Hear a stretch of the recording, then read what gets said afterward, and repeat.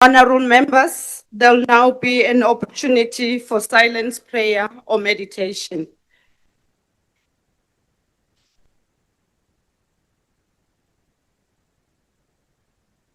Thank you very much. You may take your seats.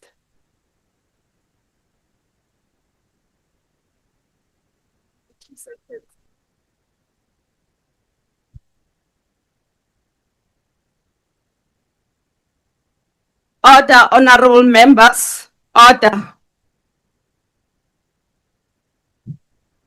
Honorable members, can we quietly take our seats for those who are coming into the house? Today marks the first day or the beginning of the Ramadan. Would like to take this opportunity and wish the Muslim community a happy Ramadan. Order, honorable members. The secretary will now read the order of the day. Reply by the President on the State of the Nation address.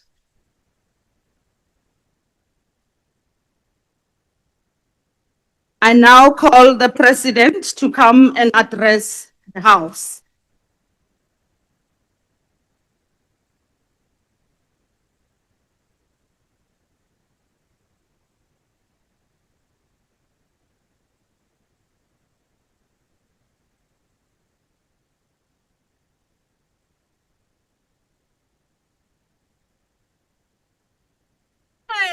Singola Ramabrana, Lona Camerana Babrai, Gele Gele Gele Gele. Madam Speaker, the Chairperson of the Council of Provinces, Deputy President Shipokosha Mashatile, Ministers and Deputy Ministers, Honorable Members, yesterday, former President Zuma was in the House, and I asked whether he's in the House today, but seems not. I wanted to extend my greetings to him.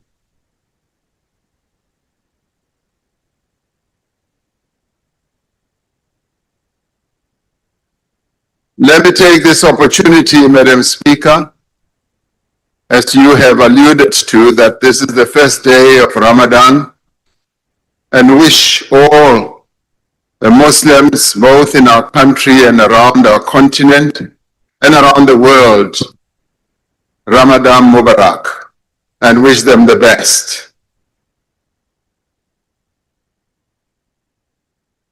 Madam Speaker, I'd like to thank you and the Chairperson of the Council of Provinces and the other presiding officers for overseeing and chairing this very important joint sitting of Cabinet so well and so excellently.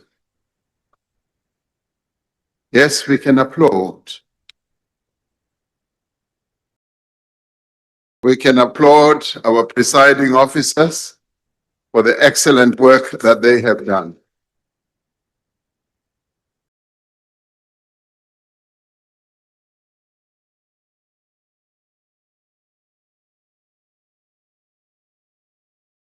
I want to welcome the participation of all members who participated in this debate and confirm that through their participation, whether it was negative participation or positive, that we are confirming that we are a nation of builders.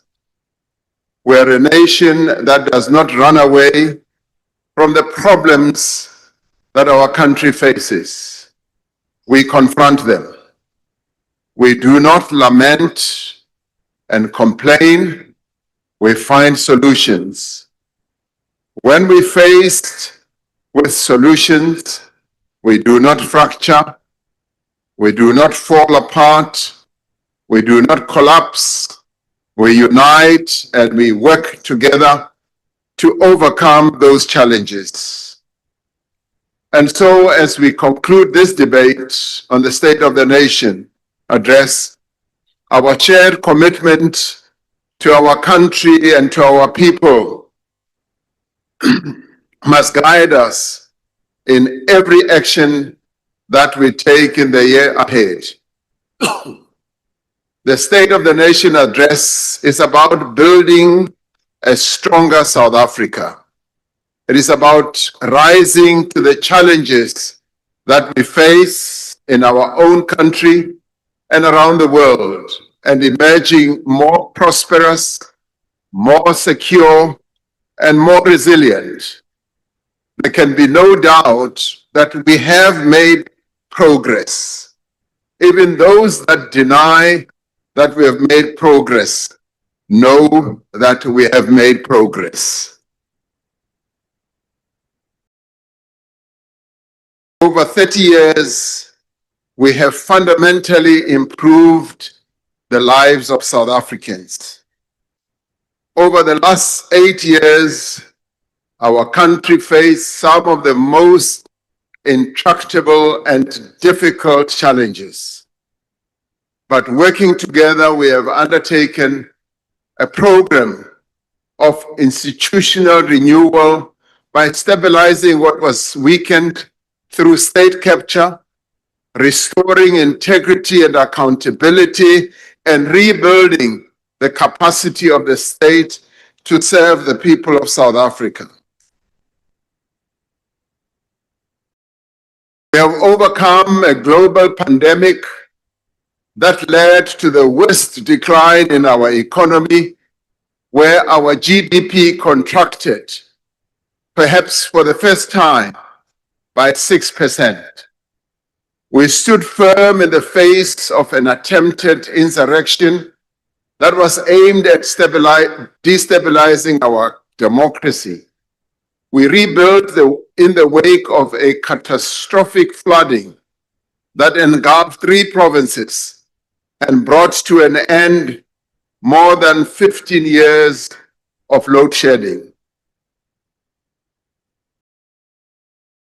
Now, through effective macroeconomic management, we have been able to tackle an unsustainable debt burden where we ended up spending more service costs on our debt than we spent on health and education.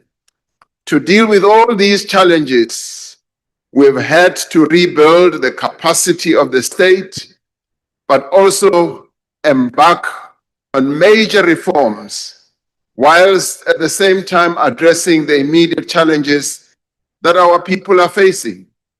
All these efforts have been aimed at improving the lives of our people and to create a conducive environment for our economy to grow. Make no mistake, along the way, we made errors. There have been missteps.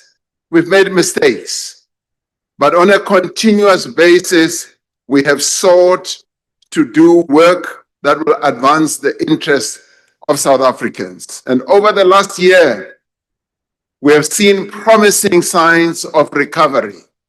Whether people like it or not, it has been there. Whether people think it's an illusion, it has been there. Whether people think we've turned the corner or not, they are blind because we are turning the corner. That is where we are. We see this, yes, in steps that we are taking to reduce unemployment and accelerate growth. We see the signs of recovery in improved public finances, in lower inflation, and growing business and consumer confidence. Although the progress is modest, much more modest than what I would want, the momentum of change, however, is building. Our task now is to sustain this momentum, to protect and build on the progress that we have made and are continuing to make, and to ensure that this progress results in tangible improvement the life of every South African. Improved economic indicators may seem distant and abstract, but they have a real impact on our lives. Lower borrowing costs for the state frees up resources for health and education. It frees up resources for police and for better services. Reduced public debt enables us and enables the private sector to invest more of its capital in expanding production and in employing more people. A lower inflation rate reduces the cost of living for our people, enabling families to pay for food and basic services at a lower price. And a declining unemployment rate means an income for more families and hope for more young and middle-aged South Africans. And yet, as we have heard in this debate, we still have a long way to go, admittedly so. More than 10 million South Africans are estimated to live below the food poverty line. More than 11 million people are unemployed. We admit that. These are not simple statistics.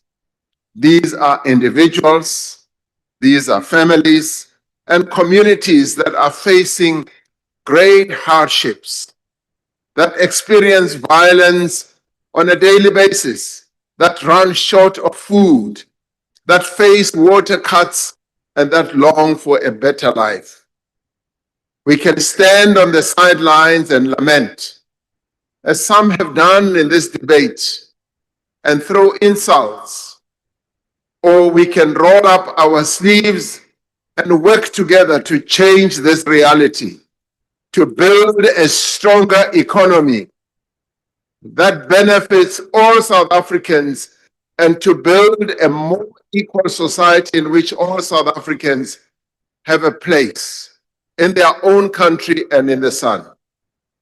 The State of the Nation address outlined the steps that we are taking as the government of national unity, working together with all social partners and all sections of society to achieve these objectives. We are determined to reach every person in this effort, and in that regard, we are determined to leave no one behind. Through the measures that we are taking, we are improving the lives of young people in our society. And through the Child Support Grant, for instance, which reaches easily 13 million children, we are protecting millions of children from the worst effects of poverty. Through the free primary health care for pregnant women and children under 6, we are improving the health of children. This program, inaugurated by our first democratically elected President Nelson Mandela, continues and persists and shall not be ended because it is of benefit to our people. We are directing more resources to early childhood development. We have increased the subsidy for early childhood development and made grade R compulsory for all children, establishing a solid base for their entry into the education system.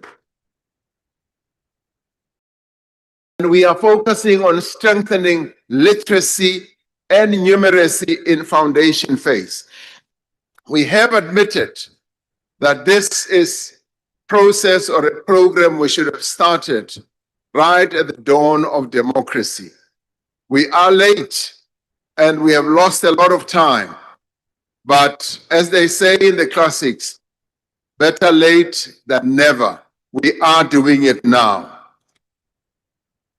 And now, through the measures that we are putting in place to end child stunting, we will improve the developmental outcomes and the life prospects of millions of children in our country. These measures will fundamentally change the prospect of an entire generation of children and each generation that will follow thereafter. On none of these issues is government working alone. We are working with social partners, service providers, non-governmental organizations that are committed to the development of our country, parents and communities. At this moment, more than 3.5 million people between ages 15 and 24 are not in education, are not in employment and training. We are working together to change that. In addition to the steady increase in the matric pass rate, which all of us are proud of, more and more learners from schools in poor communities are passing and achieving unbelievable university exemptions, something that many of us never thought could happen easily, as they were educated in some of the worst schools from an infrastructure point of view, from a distant point of view, from resources deep in the rural areas of our country. Gems, real, absolute wonderful gems are coming out. The bright children of this country are emerging. And more students from poor backgrounds are being supported to attend universities and colleges. In the 5 years from 2019 and 2024, funding from NSFAS nearly doubled from 27 billion to 54 billion rand. What we make available for children from poor families, families who would never have afforded to take their children to college or to university.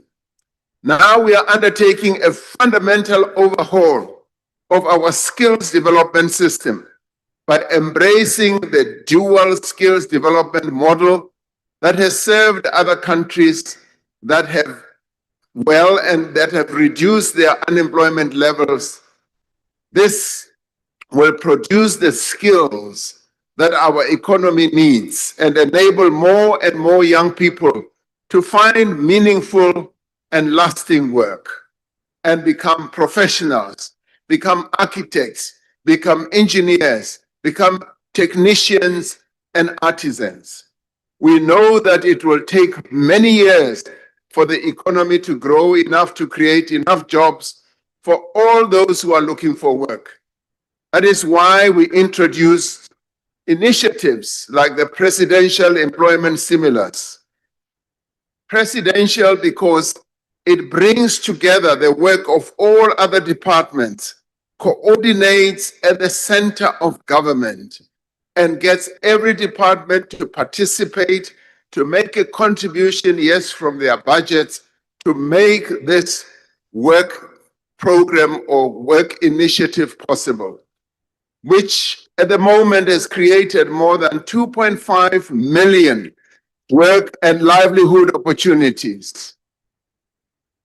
Since it was established in 2020, remembering that we established it in the wake of COVID, the Youth Employment Service, which was also initiated by cooperation between the private sector, yes, and government, we have been able to bring in over 214 young people work experience opportunities. And this is a number that is growing.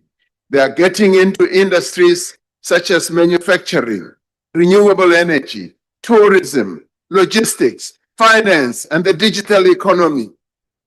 And as I go around, I often meet young people who say, Mr. President, I am part of the YES graduates. I got in and I now have a full-time job. And thank you very much to South Africa, they say. Over 5.7 million young people are now registered on the SA Youth platform. To date, over 2 million earning opportunities have been secured by the young people who participate on this platform. Now, many young people in our country now know that there is this platform, and they flight their CVs. They flight whatever experience they have on this platform, and employers pile in and identify those that they would want to employ. It is a live program, and it is a unique program, possibly in the world, that many countries are learning from. These opportunities provide more than an income. They provide young people with skills and experience while also contributing to social development. Now, these opportunities are making a real difference in the lives of millions of young people. And of course, we would like it to grow to encompass many more young people, and they keep flocking in, flighting their CVs on this system. And they are helping to prepare them for a better future. Yet we know that will make the greatest difference in people's lives are jobs and real livelihood opportunities. What will make the greatest difference is accelerated economic growth. A growing economy means expanding the opportunities for all, and it also means hope. We have not experienced the excitement of the promise of rapid growth for almost 20 years as a country, but we are on the cusp of achieving it now. We are focused on rebuilding the economy and driving investment. We should not underestimate the scale of the task that lies ahead, nor diminish the progress that we have made. For our economy to grow, we are steadily addressing the various impediments that have been identified as holding our economy back. Load shedding was one of those that held our economy back, was debilitating our economy, lowering production, raising costs, and deterring investment. Now, where are we? We have effectively ended load shedding, and investments are now flowing in. We have stopped load shedding. We have stopped unreliable power that has raised costs, that stops production and deters investment. Wherever I went in the world and other places, they kept talking about energy. Improve the energy supply in your country, we will come and invest. That is precisely what we did, and that is precisely what we are doing. Overburdened infrastructure and inefficiency at our ports and on our rail lines have for years been reducing our competitiveness and harming our export industries. We are improving operational performance through investment, increased capacity, and far-reaching reforms, through which we are even crowding in partners on a concessionary basis to bring in their money so that we can improve our network industries. We are addressing the skills mismatch between what young people have and what our economy needs through an overhaul of the education and training system. To respond to low levels of investment and policy uncertainty, we are strengthening policy formulation and reducing regulatory burdens. Ministers during their budget votes will outline precisely some of the active steps that we are taking to reduce regulatory burdens that many of our business people raise with us. We have had to tackle poor governance, diminish state capacity, and yes, we are tackling corruption by focusing on the professionalization of the public service and improved efficiency, and the modernization of our procurement system is something that is now going to happen. We know that crime and insecurity remain significant impediments to growth, which is why we are intensifying the fight against organized crime, gang violence, gun crime, and gender-based violence. Now, I know that in this House there are those who say, Mr. President, deploy the Defense Force to come and help the police in our areas. And there are those who say, no, don't do so. Now, we are going to deploy the Defense Force, as we said, and we are going to add the Eastern Cape, because the Eastern Cape people have added their voice to this. And yes, we are going to capacitate our police. We are going to make sure that the Defense Force becomes focused in ensuring that we rid our areas and our country of gang violence. We did deploy the Defense Force working together with the police on illegal mining areas. And we were able to tackle that. It has returned in another form, but we are tackling it. Illegal miners are now forcing communities and people out of their houses, but the Defense Force is on their wake. And the good thing, as we heard on this platform from Honorable Member from Kagiso, the community is ready and willing to work with our security forces, something that we welcome. Our economy has also been constrained by a challenging macroeconomic environment, which is why we've been reducing high debt service costs and supporting lower inflation, and the interest rates are tapering down. Perhaps one of the most immediate impediments to faster economic growth is the dysfunctionality in many of our municipalities.